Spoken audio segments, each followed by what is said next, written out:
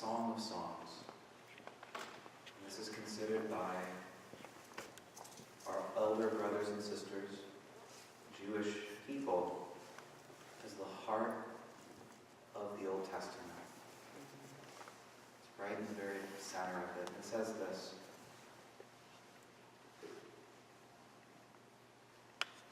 "Arise, my love, my dove, my fair one, and come away. For behold, winter is past, the rain is over and gone. The flowers appear on the earth, the time of pruning has come. The voice of the turtle dove is heard in our land. Upon my bed by night I sought him whom my soul loves. I sought him, but found him not. I called him, but he gave no answer. I will rise now and go about the city in the streets and in the squares. I will seek him whom my soul loves. I sought him, but found him not. The watchmen found me as they went about in the city. Have you seen him whom my soul loves? Scarcely had I passed them when I found him whom my soul loves. I held him, but would not let him go, until I had brought him to my mother's house. I arose to open to my beloved. My hands dripped with myrrh, my fingers with liquid myrrh. Upon the handles of the bolts I opened to my beloved, but my beloved had turned and gone. My soul failed me when he spoke. I sought him, but found him not. I called him, but he gave no answer. I adjure you, O daughters of Jerusalem, if you find my beloved, that you tell him, I am sick with love. Lord, we ask that you allow us to understand the true meaning of Christian joy, that we might not be content with having a heart filled, but rather a heart squeezed open, so that nothing in this world can ultimately contain it. Glory be to the Father, and to the Son, and to the Holy Spirit, as it was in the beginning, is now, and ever shall be, world without end. Amen. In the name of the Father, and the Son, and the Holy Spirit. Amen. So it's good to see you all today. And we are at the conclusion of this mission. So you are the faithful chosen who continue going through this on a Sunday night as well. And really, this is really probably the best part, because it's the heart of what the Chronicles of Narnia are really about. Someone once said that if you think about one word that encapsulates C.S. Lewis's Chronicles of Narnia, it's the word joy. But it's joy not in the way that we normally think of joy. Sometimes we think of joy as another word for happiness. I'm happy, I'm joyful. But what I hope to do today is really kind of maybe open you up to this understanding of what joy is according to people like C.S. Lewis and J.R.R. Tolkien. It's something out of this world. And that's why I wanted to read the scripture passage today, because the Song of Songs ultimately ends with this sense of the beloved reaching for her lover, and he's there, but in the moment she tries to capture him, he's gone. And there is this wound of love, the sense of, I am sick with love. And ultimately, that's what joy does in our life. So that's what we're going to be talking about today. And this is just one talk, whereas the other ones we put in 2 different talks. So we'll go probably until maybe 7:30. We'll probably take a break in between that. Raise your hand just if you, like, as we go through, if you're just like dying and need to just stretch for a moment, just go like that, and then I'll just be like, oh, we gotta just stop for a couple seconds or so, because I know those cues can sometimes be painful. And then I want to leave a little bit of time as well just to maybe go into any questions. Maybe there's things that we talked about, maybe things that we didn't talk about that you want to kind of delve into a little more. So we'll have that opportunity as well. So this wonderful little princess right here is my niece. She's the oldest Davy niece. Her name is Maddie. Madeline Rees Davy. And she is very, very sweet. She got very mad once when, as a kindergartner, she couldn't receive Jesus Christ and only could receive a blessing. She stormed away and said, "I don't want a blessing, I want Jesus." And I'm like, "Well, Maddie, you have to wait, you're a kindergartner right now."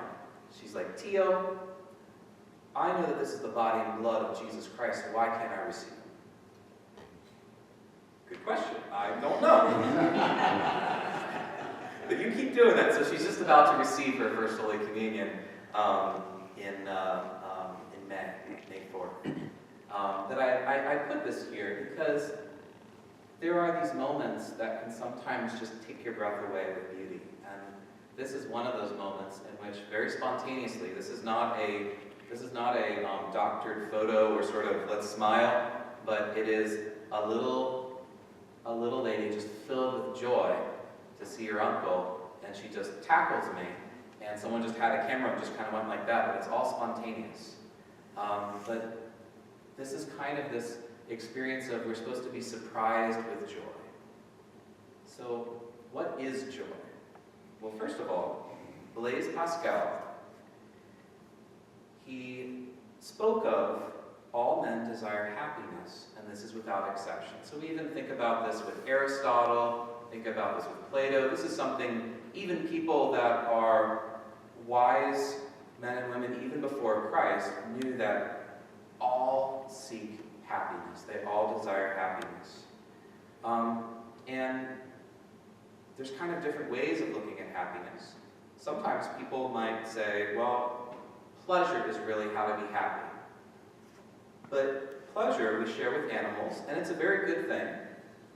But if that's all that happiness was, then we would just be animals. And some people in society say that, well, that's who we are. There isn't anything more to us. Everything is merely just biological, and so it's all about maximizing the amount of pleasure in life, getting the most toys, winning the day. But ultimately, we know deep down inside that that's not really, that is a good thing, but sometimes, it's something that can be neutral. Sometimes we can have pleasure for the wrong things. I'm so happy to just beat this person, punch him in the nose or so. It's like that's a warped kind of pleasure. But so we can't stop there when we talk about happiness. Now, happiness, it raises us above the animals and above pleasure. So animals can have pleasure, but they can't be happy in the way that we think of happiness, which is the satisfaction of all desires, but in a way of also being self-aware of that. Something that's deeper than that. We'll talk about the distinction of that. But joy is something different than happiness because it raises us above ourselves. So if you think of happiness raises us above animals, joy raises us above ourselves. So if you think of happiness and pleasure, happiness is to pleasure. So happiness is more interior. It's more invisible and interior. It's less controllable. And it's more lasting than pleasure. So that would be some of the differences between them. And a lot of what I'm stealing a lot of this stuff from Peter Kreeft. So most of what I'm going to talk about today, I'm utilizing this book, which is just a very brilliant one. And it actually was in our formation station a couple months ago, so I just ganked it from there. Now, joy is to happiness. If you think of, again, pleasure and happiness are different. Joy is to happiness. Joy is more interior. So if you think of happiness and joy, joy is a matter of the deep secret at the heart of the heart. So it's something that goes far deeper than merely just being happy. It's more invisible, and it's more mysterious. it's less controllable than happiness. There's more of this, it sort of pierces in, it comes in as a rush. And one of the life's great lessons is that happiness is controllable in the soul. You are responsible for your own happiness, and this is the practice of the virtues that makes you happy.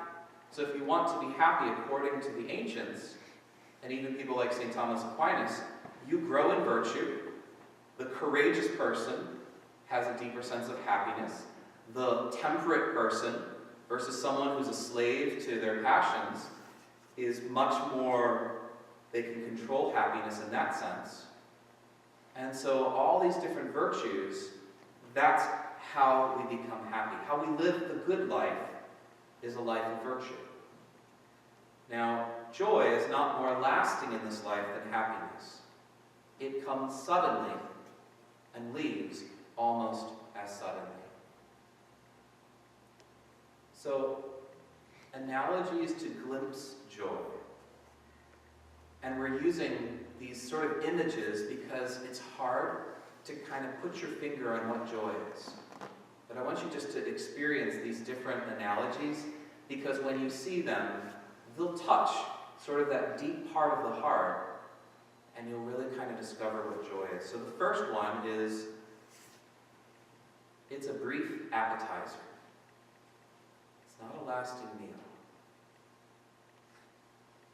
Pleasure is green grass. Happiness is the brown fur of a dog. Joy is the purple of a wizard's robe.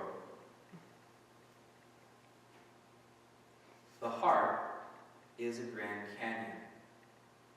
The North Rim, which is the mind, the South Rim, which is the heart, meet at the bottom where the river flows. So if you've ever seen the Grand Canyon, just think of that. The mind is here, the heart is here, and as you go down, they meet at this river. At the surface, the far apart rims are sensory data and pleasure. So if you think of mind and heart, but that's sort of like a real surface level experience. The mind taking in things, pleasure, the heart feeling things. But then halfway down, as you get closer, then you have knowledge and happiness. The heart having happiness, the mind having knowledge. Do you see how that's deeper than just sensory data, knowledge? Pleasure, happiness. You're going deeper and deeper. But then at the bottom, the two banks on either side of the river, wisdom and joy. So for the mind, it's wisdom. For the heart, it's joy. And the river is God's own life. It actually comes from outside the canyon. If you think of your heart as the Grand Canyon, there is this river that comes right through, and it wears down the hard human heart and head to make it an open canyon. So wisdom and joy are right at the very banks of that water of life that breaks through the hard heart and mind, opening it up.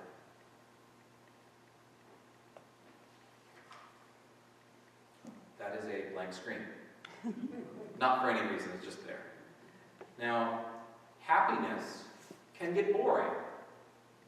Happiness, the definition of it is the satisfaction of your desires. And we know what we desire. I want this. And remember, it's different than pleasure. Pleasure is, I want chocolate cake. Happiness is, I want to be filled in my heart. I want to feel peace in my heart. I want to feel just that sense of being loved, happiness. But it's something of, in a sense, this world. And so we can find that desire and we can have it. Now, joy never gets boring. It's something that transcends our desires and surprises them with gifts. So it still is about love, it's still about peace, but It's something that we can't just sort of fill our tank and be content and say, I'm happy. It transcends our desires and surprises them with gifts. The giver of these gifts is invisible, undefinable, and usually unknown. So it kind of comes in when you least expect it. And here's a great way of thinking about this. Happiness makes us smile. Joy makes us weep. See the difference there? Just think of your own experiences. There are some things we can just look and just be filled with happiness, just smiling. But there are other things in life that cut you to the heart, not in a bad way, that you just are so overcome with something beyond merely happy. And you cry because it's so good, so true and so beautiful.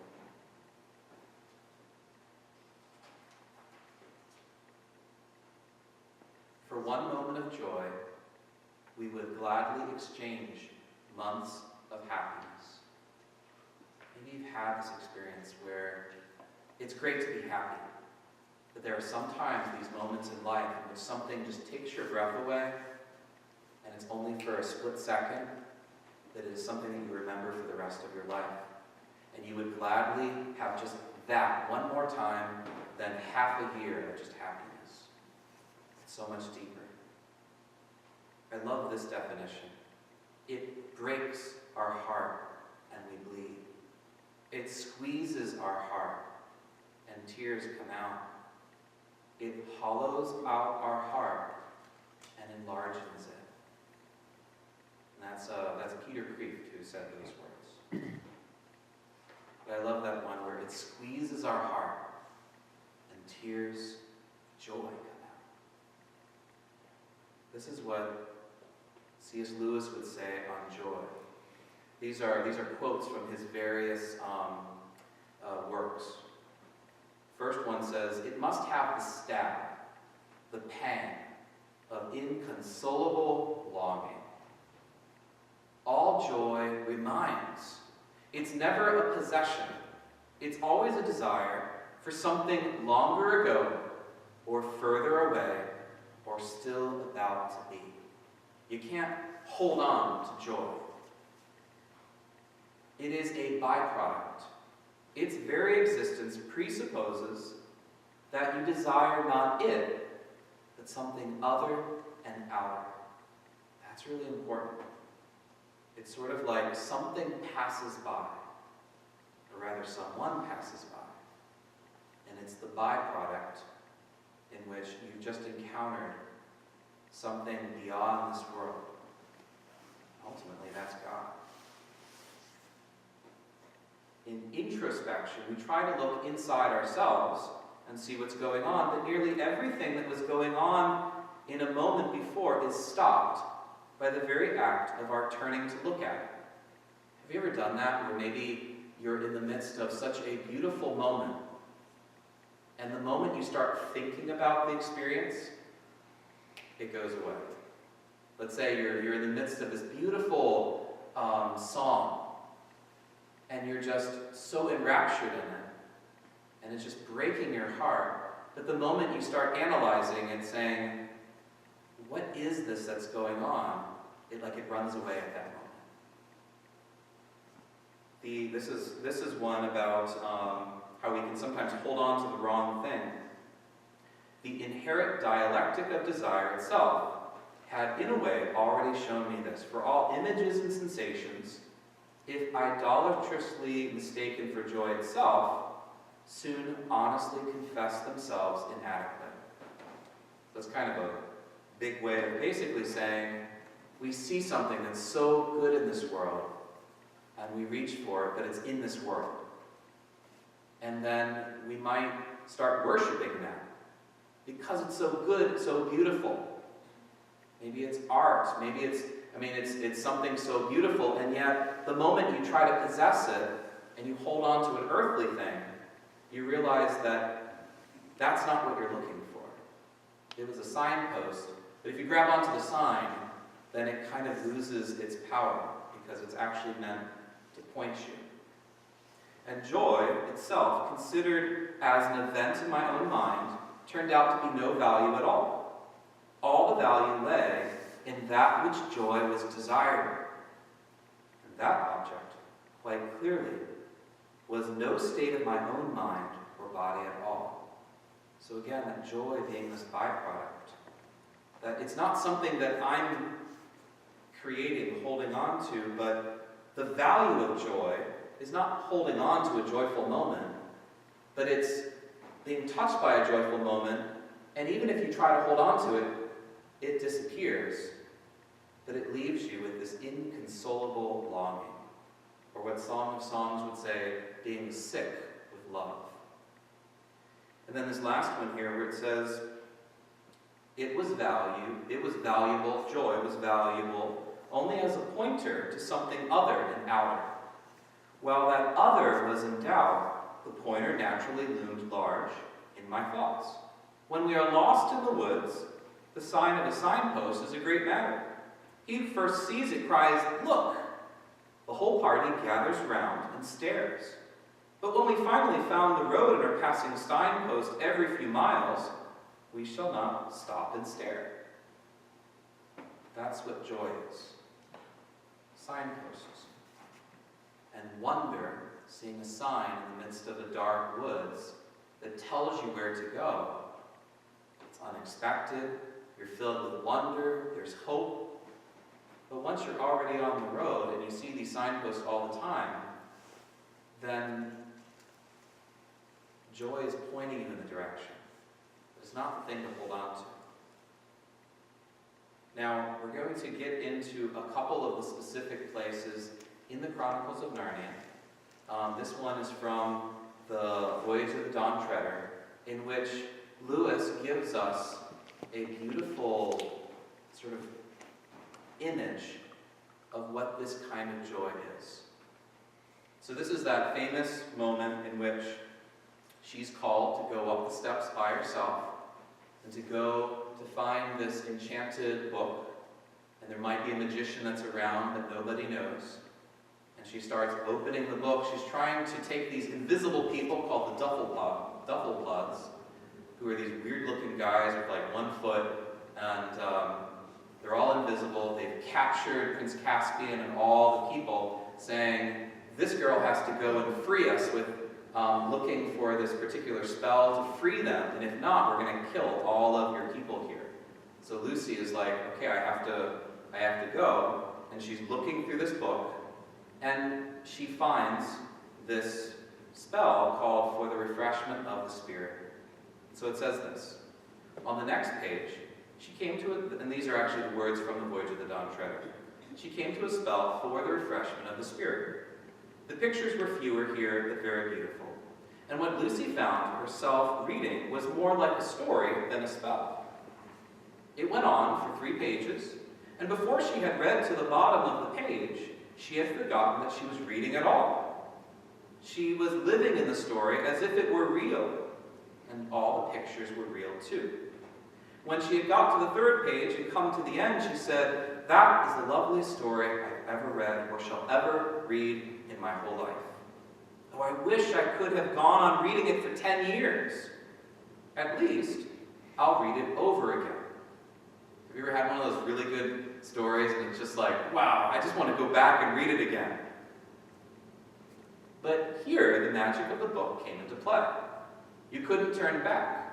The right-handed pages, the ones ahead, could be turned. The left-handed pages could not. "Oh, what a shame," said Lucy. "I did so want to read it again. Well, at least I must remember it. Let's see, it was about, oh dear, it's all fading away again. And even this last page is going blank. This is a very strange book. How can I have forgotten? It was about a cup and a sword and a tree and a green hill. I know that much, but I can't remember. And what shall I do?" And she never could remember. And ever since that day, what Lucy means by a good story is a story which reminds of the forgotten story in the magician's book. Do you see this image of something so beautiful, so delightful, that the moment she tries to hold on to it, it escapes. It's so beyond holding on to.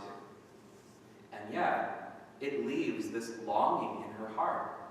She's looking for that perfect story that she read once, and it says she could never remember that story. But whenever she thinks of a good story, what she means by that is it reminds her of that perfect story that she read long ago in the magician's book. That's a beautiful image of really what joy is about. Now, this inconsolable longing, this joy is really about this desire. And desire, desidere, means from the stars. So it's kind of like the ancients, in a sense, sort of reaching out, trying to grab the stars because they're so beautiful, trying to grab the moon, but they were incapable of doing it because they didn't have Inspector Gadget hands that could just go all the way up. But they kept their arm up. In many ways, if you look at this image of the Holy Spirit here, it's like this hand. I always love seeing, there's a hand in the midst of that. And that's actually from St. Peter's Basilica. We didn't steal it from St. Peter's Basilica, but we got a copy of it. And you see that hand that's just reaching up. And it's like this reaching towards the stars. And that's what joy does, is you just reach for something that is so beyond your grasp, but you can't do anything else because you're just hungering for that. And there's nothing in this world, just like Lucy found no other story that can compare to the great story that touched her once and then left her hungry forever. Now, where do we encounter these moments of joy? So here's a couple examples. One is the words of poets. Sometimes there are moments in which we can find a poem that can just break our heart open. It's so beautiful, so good. Sometimes it's wordless words of great music. Have you ever been in the midst of a symphony and there are no words, but something happens in your heart. You're just hit by such beauty, and it just raises your heart.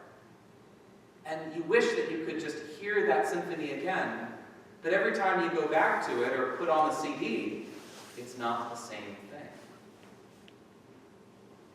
The word we, rejoiced in by human love, this beautiful one-flesh union of a man and a woman entering into the sacrament of marriage. That gift of intercourse, when it's truly in love, in charity, in truth, in covenant, there is the very word ecstasy means to be taken out of yourself. And it's this experience of ultimately, it reaches you up to heaven. So that Adam himself cries out, "At last, bone of my bones, flesh of my flesh." This is why many times there's a critique in the world that the church doesn't like sex and sort of puts it down, but actually, the church actually likes sex better than the entire world, because it says, this is so sacred. It's meant to bring you to the stars, to heaven, to holiness. And that's why the church speaks about the theology of the body and the importance of chastity, because it's such a priceless gift, whereas the world cheapens it. But ultimately, this is one of those places in which there is a joy that can take your breath away, that leads you ultimately to discover the presence of God. Solemn joy of liturgy. If you've ever been in the midst of a candlelight vigil or something like that, and there's just something that stirs the heart. When a great work of art becomes no longer an object, but a window opening up to another world. And this actually happens in the Voyage of the Dawn Treader. They're looking at this painting, and it's of this Narnian ship. And it's like, wow, this is so beautiful. It seems like it's moving. And actually it was a magical portrait. It actually starts moving, and then water starts to come out and fills the entire room. And ultimately they find themselves back in Narnia during this particular book. Now, I don't know if that's ever happened to you, but you can use that kind of experience. I'd be like, man, that's spooky. You know, if all of a sudden this entire, your room just starts flooding with ocean water. But that experience of seeing a work of art that you look at it and it becomes a window into that world. I like this one, the shock of waking up as a child to a winter wonderland. Maybe some of your kids or grandparents, or your kids or grandkids that you just see them on Christmas Day, and there's just this shock. It's a white Christmas outside. It's a surprise. And then surprised by a sudden appearance of an albatross or whale breaching. Maybe you've had these moments in creation. I put the albatross because that happened to me once, in which I saw an albatross for only about 5 seconds, but it is something that I've never seen a more beautiful bird in my entire life. And I had that kind of experience that Lucy had, where I saw it once, and it just sort of hovered up and then disappeared. And my heart was so smitten with its just beauty. It's this huge bird that's bigger than the altar right here with its wingspan. And it's just, it was like the Holy Spirit. Just this very powerful image. But every time I look and see a bird, it's like I always remember that it's not as beautiful as that. So and there's other moments in which joy creeps into your heart. Now, we're kind of switching gears just a little bit, because we're going to talk about this word, eucatastrophe, which is a word that J.R.R. Tolkien made up. But he could make up words because he knew languages better than anyone in the world. So he just said, I'm just going to make up a word because no one has been able to actually say what I want to say. Eucatastrophe is another way of saying joy. EU, is a Greek prefix that means good. Catastrophe is a sudden calamity. So he would say it's a sudden turn of joyful events. Does anyone know what that picture is right there? What does that look like? It's not Narnia. Give you a hint, that's Gandalf there. And there are eagles around. And there's a tower that's falling. This is the moment in which Sauron is defeated. And it's this very powerful moment in which there's this big giant battle that's going on, and they think that everything is lost.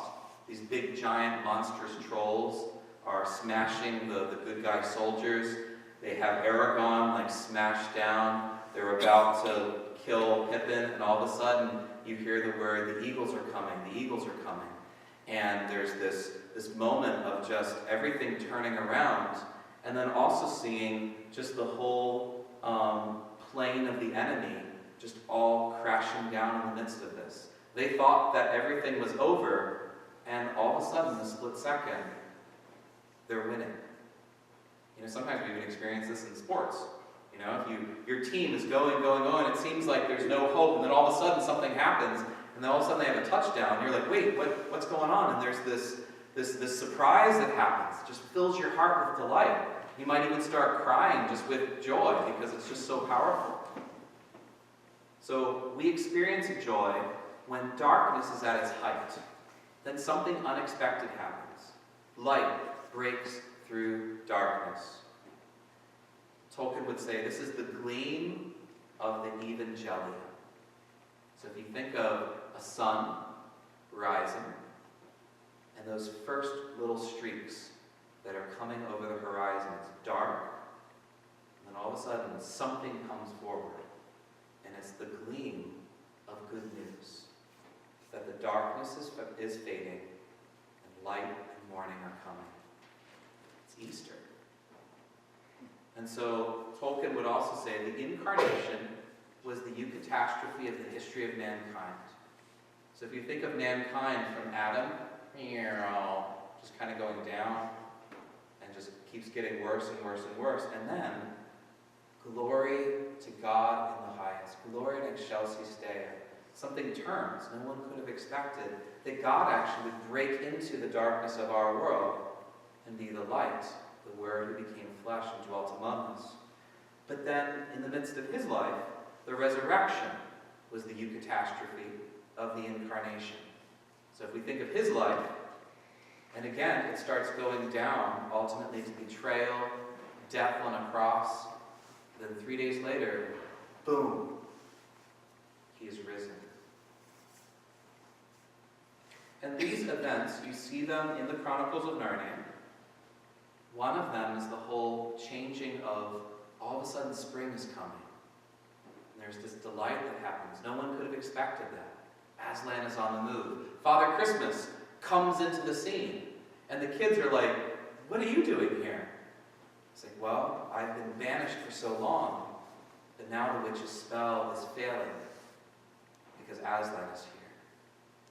And then we have the story of the stone table.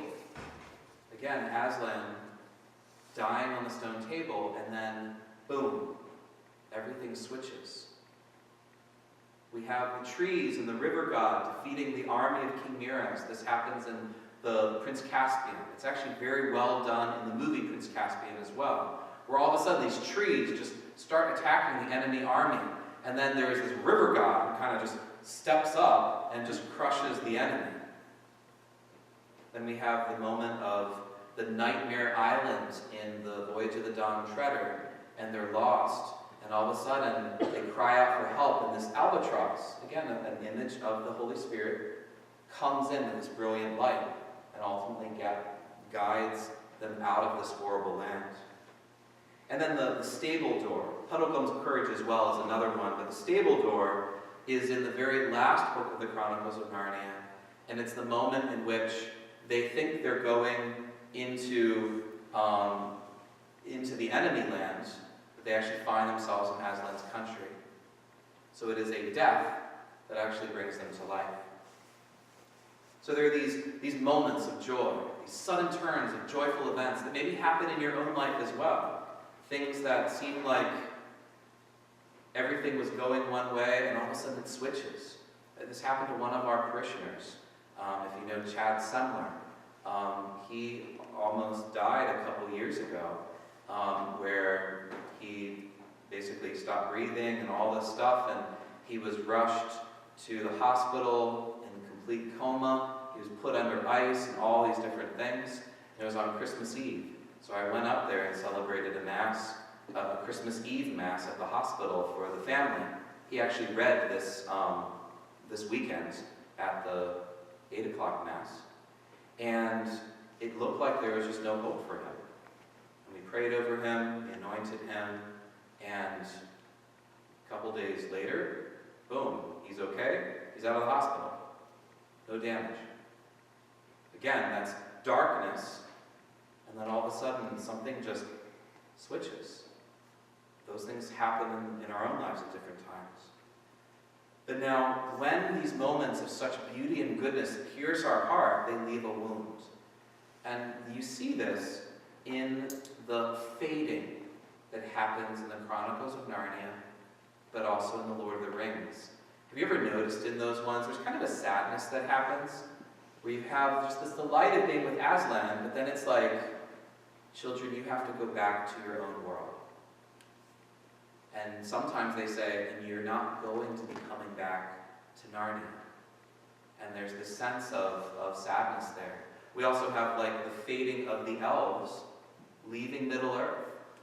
And even at the very end of The Lord of the Rings, it's kind of sad the way that it ends. You have these two best friends, Frodo and Sam, who just love each other with this deep, deep brotherhood.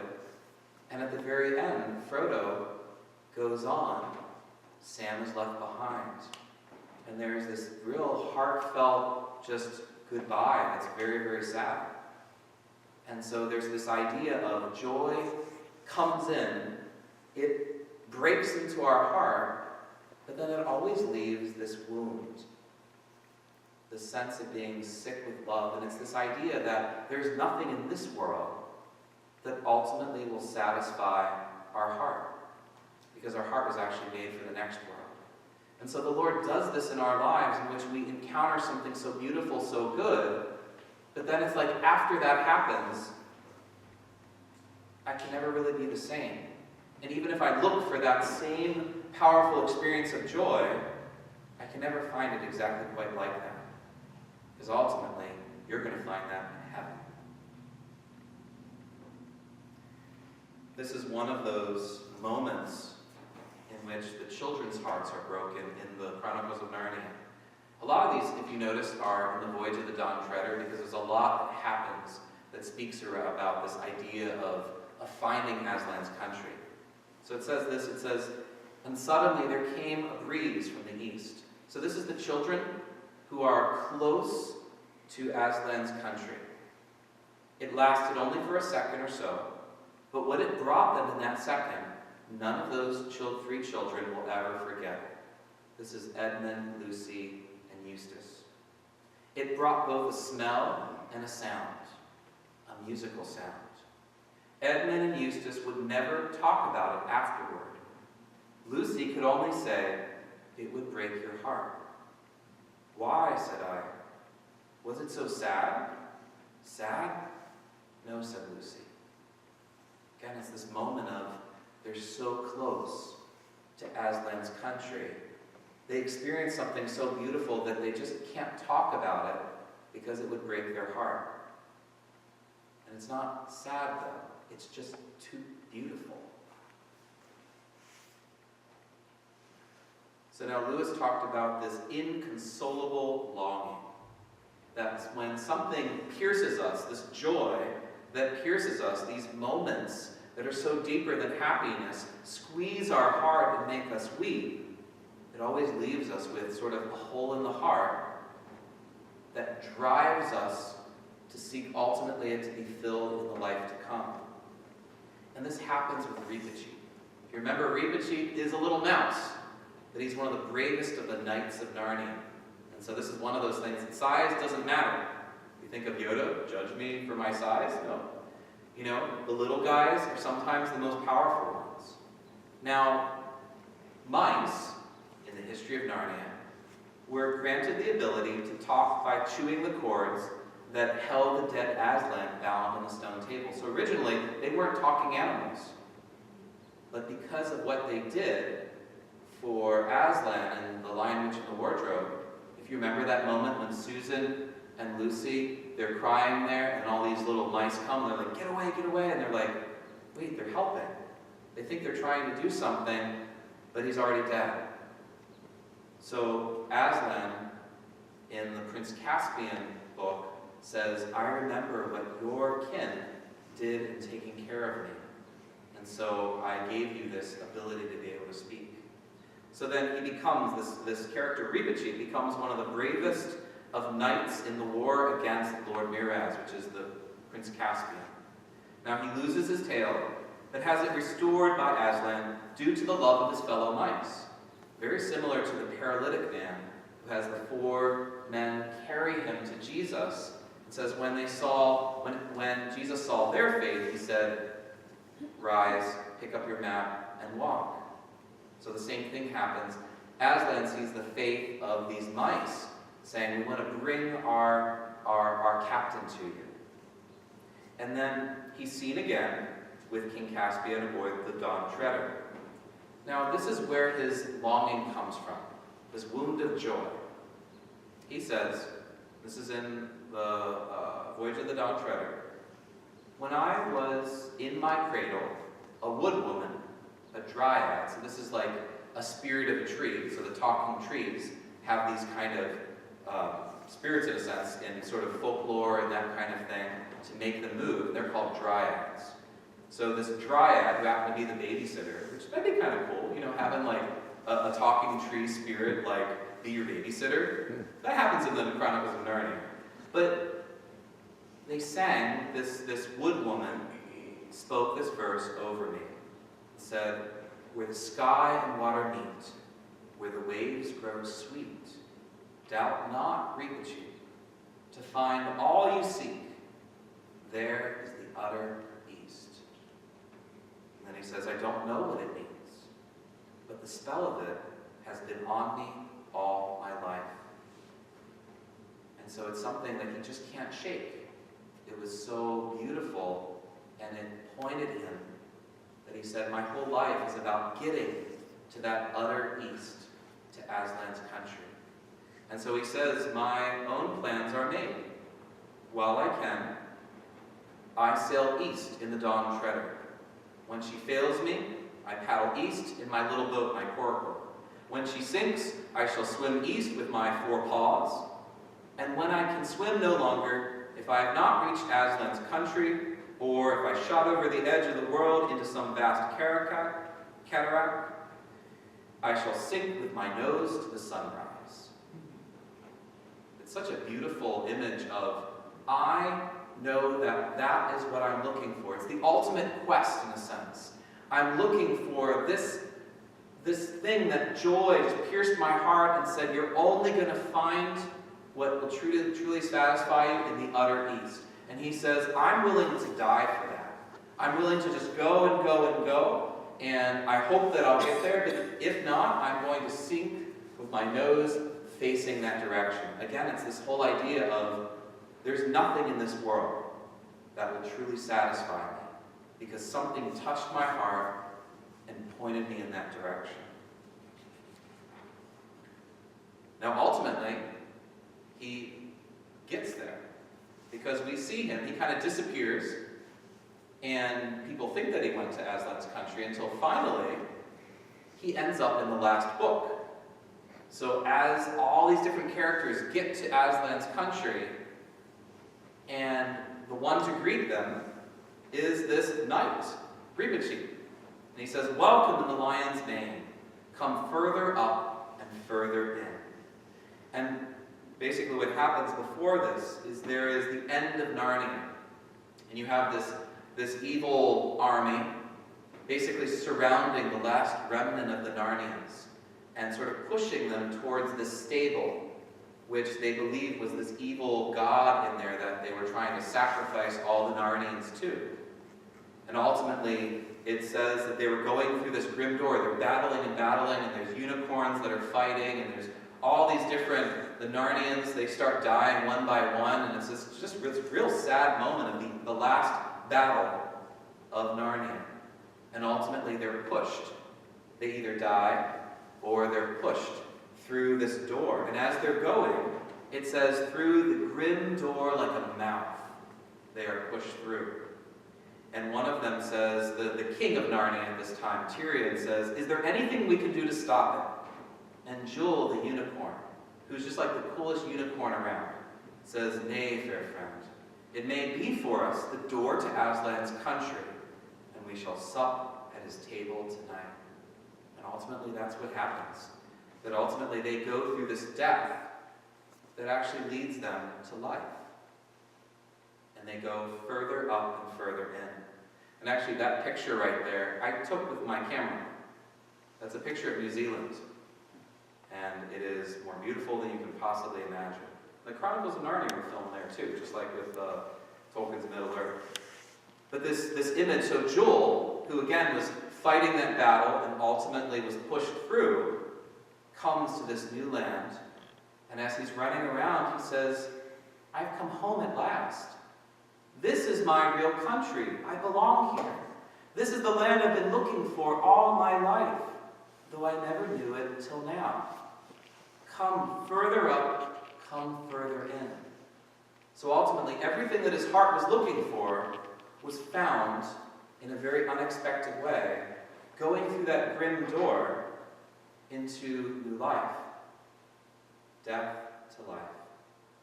And then you have this eagle that is circling around as well, another Narnian, who says, Narnia is not dead. This is Narnia. Because remember, those remnants that were pushed through, they saw all the other Narnians die. And Cair Paravel, that's where the 4 kings and queens were originally crowned.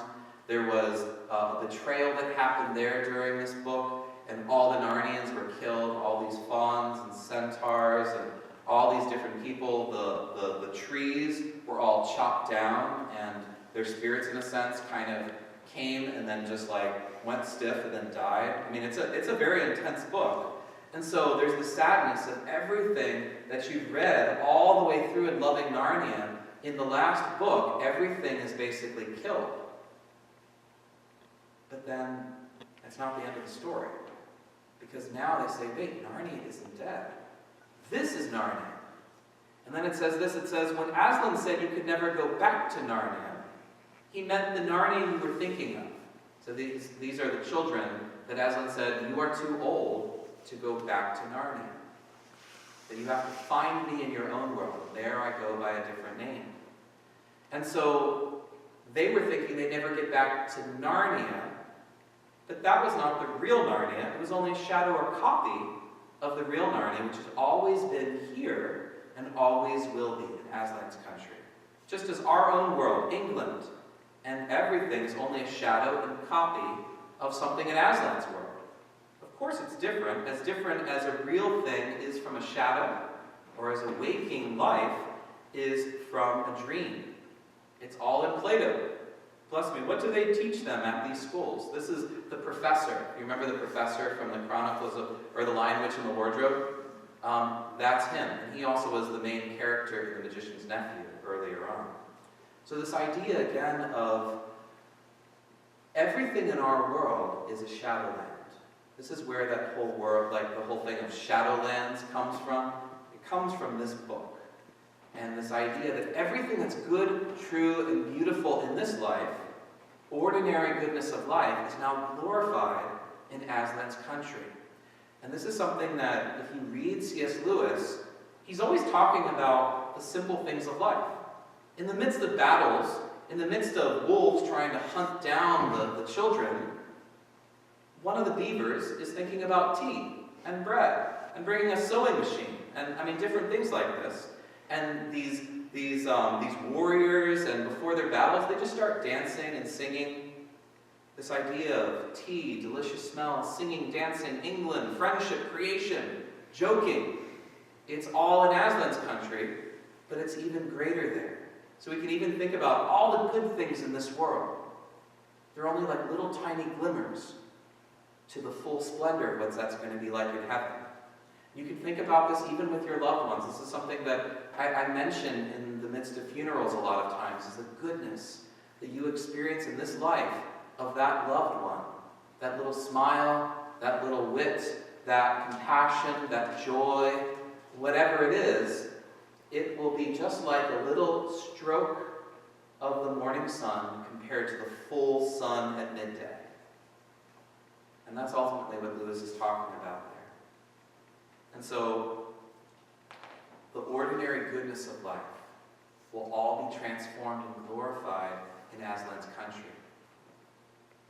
And then ultimately this person says, what are all the wars and all economics and all politics about?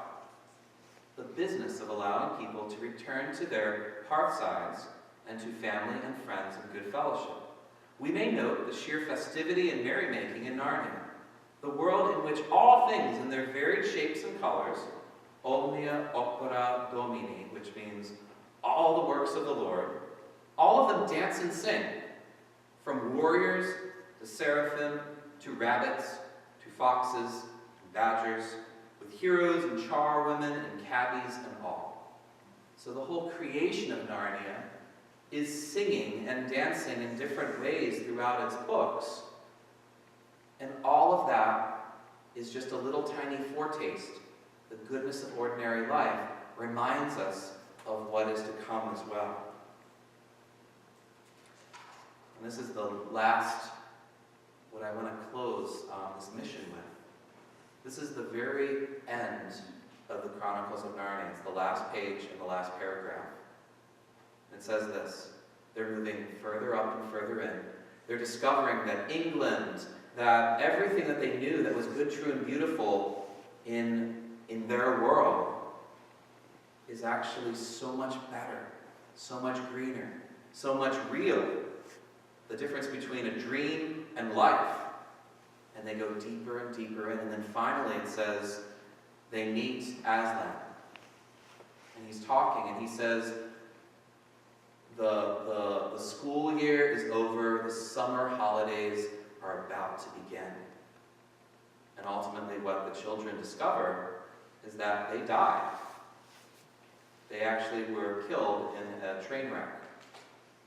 And so they all of a sudden appeared in Narnia and then ultimately in Aslan's country. But then Aslan says, yes, this is what happened, but the school day is over now. You've gone through the battle of life. Now the holidays are just about to begin. And it says, and as he spoke, he no longer looked to them like a lion.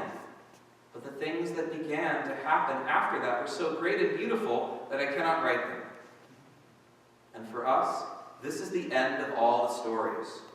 And we can most truly say that they all lived happily ever after.